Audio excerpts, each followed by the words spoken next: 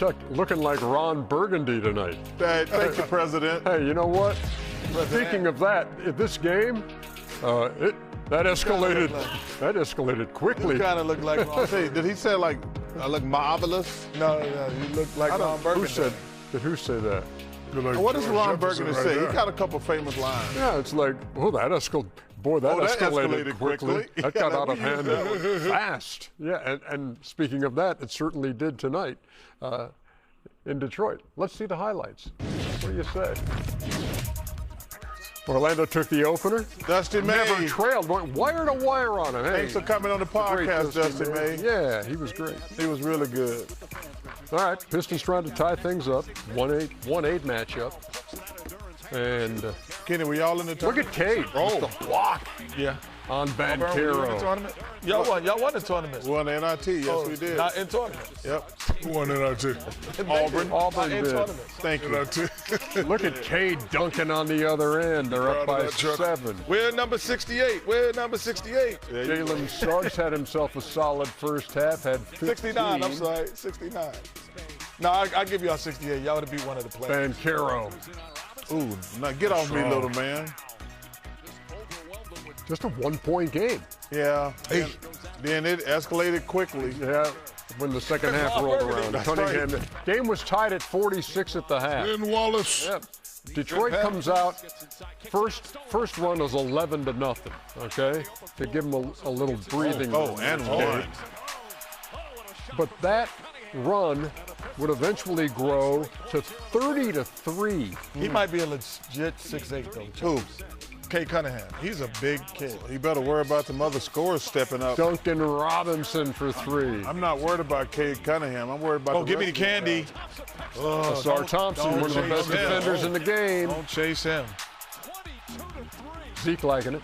The great Isaiah Thomas. They outscore him 38-16 in the third quarter. Too little, too quick. It's always great to see the great Isaiah Thomas. In and out. Give me that. Out. Detroit Pistons having none of that down 2-0 stuff. No way. They come back and win 98-83 after dropping the opener.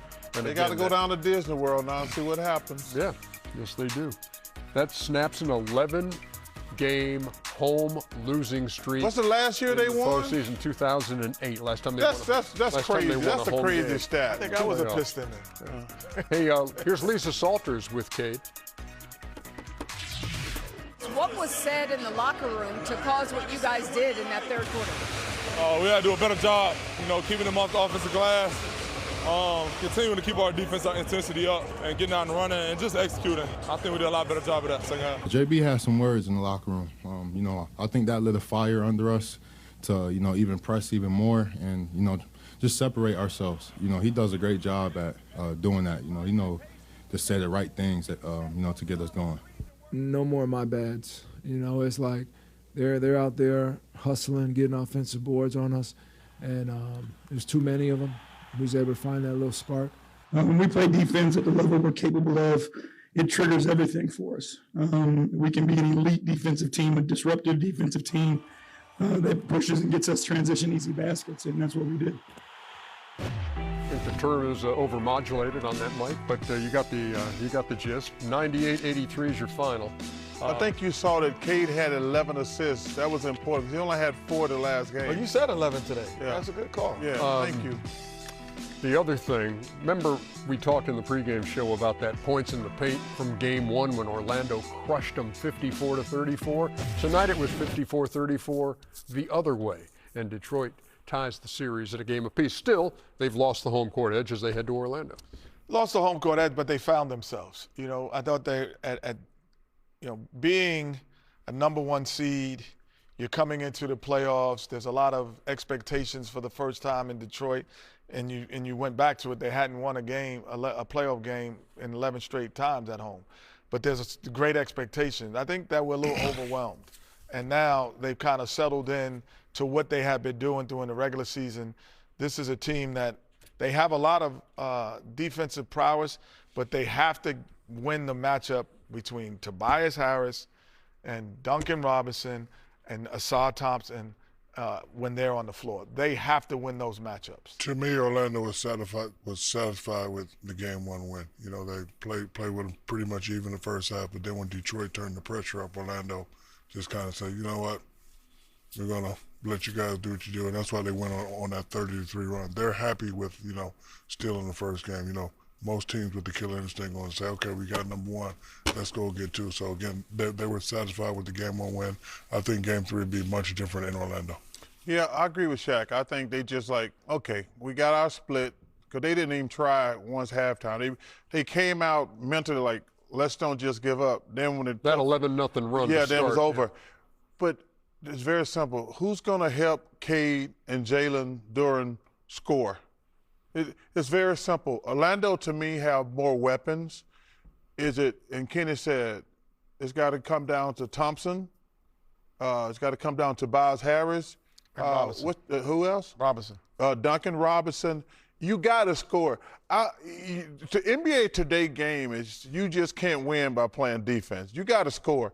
You got to score, at least in my opinion, you got to get to 105 points. Because the two, you think about that, Chuck. Cade Cunningham and Duren, really only one of them is a real scorer. Yes. So if he That's why Cade's assist is important. Right. He gets Duren involved. Because if he gets 30 and Duren gets 20, that's only 50. That's only 50 points. You got to get some more baskets somewhere else. But to me, Tobias Harris is a guy who's got to step up.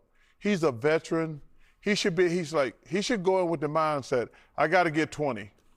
I got to get 20. Duren's a 19-10 guy, but he's struggled so far. Yeah, but 19, like I said, 30 and 19. But that's up to Cade, though. You know, that's what I said before the game. Cade's got to play like LeBron did in Game 1. He's got, because Duren, I think I like him a lot as a player, but he's not a scorer. But it's up to Cade to get him scores. He had 11 and 9 tonight. So somebody's streak is going to end when this series is complete, because Orlando hasn't won a series since 2010. They've had 6 straight first-round knockouts. Detroit hasn't won a series since 2008. They had to Orlando tied up to Desmond May. Thank God for what? Because you know you're an idiot if you put pineapple on pizza. Thank you, Chuck. Thank you. Pineapple's not bad on a pizza. It's not. I don't eat. I don't. It's not my first thing, but thank you, Chuck. Come on, you don't put pineapple on pizza, man. Stop it. Don't put fruit on pizza. Thank you. No fruit. Oh, coming from a guy who knows a little thing or two about pizza, too. I am the king at Papa John's, but you only get pepperoni sausage and green olives. That's right. If they don't have green olives, you get jalapenos. What about green pepper? No. Yeah, you can do green pepper. You know the most amazing stat from Game 1 of that series?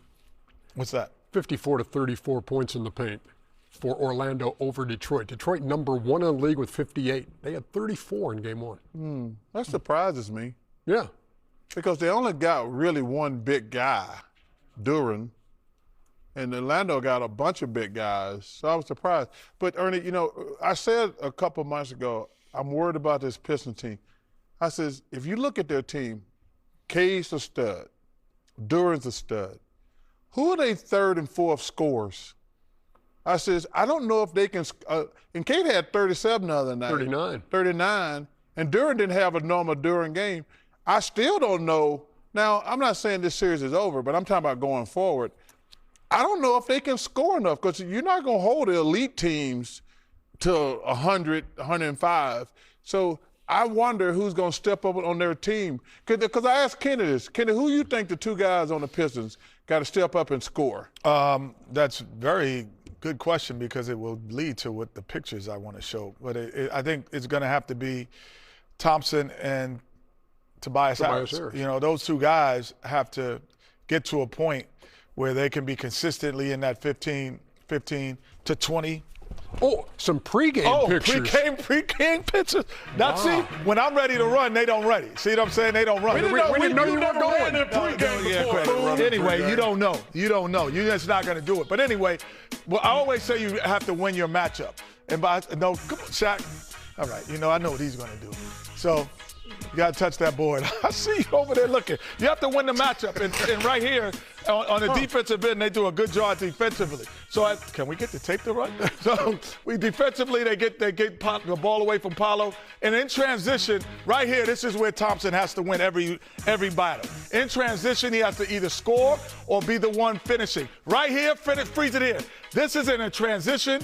This is mano a mano. Thompson has to win this battle right here, and he doesn't on right last game. He didn't win it consistently. So those are good shots that you have to win. Same thing. Tobias Harris, don't stand in one spot. Get to spots, move, cut to the basket, finish. Yes, but when you got mano a mano right here, freeze it here. This is man on man. This whole side of the floor is open. You have an opportunity to score. You have to win this battle if you want to be an elite team and go into the Eastern Conference Finals or even the NBA Finals. And those two guys have to win their battles, which they did not win before.